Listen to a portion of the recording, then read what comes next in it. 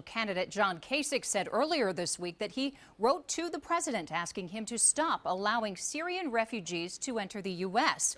Kasich says he is not confident the refugees can be adequately screened to weed out potential terror threats. He also says he would support allowing Syrian refugees into the country if a rational program to determine who may be entered the country is developed. Here in central Ohio, one family says the process to enter our country is already thorough.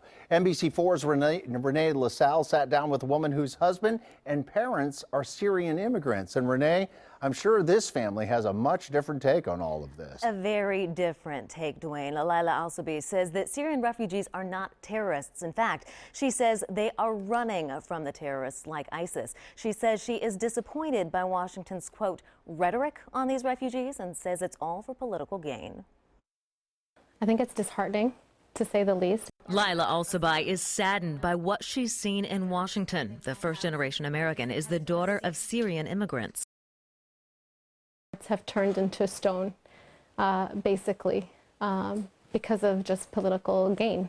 Lila's husband is also from Syria and regularly returns for aid missions. She says the conditions of the people he sees breaks her heart. They are fleeing from these very terrorists. They are not the terrorists. At Community Refugee and Immigration Services in Columbus, Director Angie Plummer says the screening process for refugees is extensive.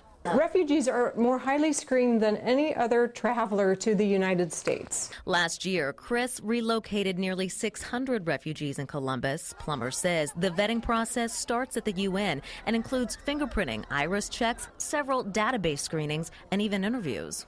These are people processed well in advance, and it typically takes, I think, between 18 months to even 2 years. Preparing dinner in her Dublin home, Lila Alsabi just wants the same comfort for Syrian refugees. They've lost their homes. They don't have food. They don't have water. I mean, you know, what's left for them other than to try and seek protection and refuge? Now, Lila isn't the only one with strong opinions about Syrian refugees. Coming up tonight at 6 o'clock, we will talk to a Columbus preacher who says politicians who judge these refugees without walking in their shoes don't know what they're talking about. Dwayne?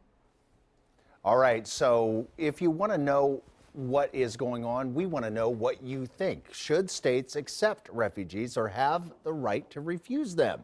You can go to NBC4i.com and take part in our online poll. We'll have an update on the votes coming up ahead at 6 o'clock.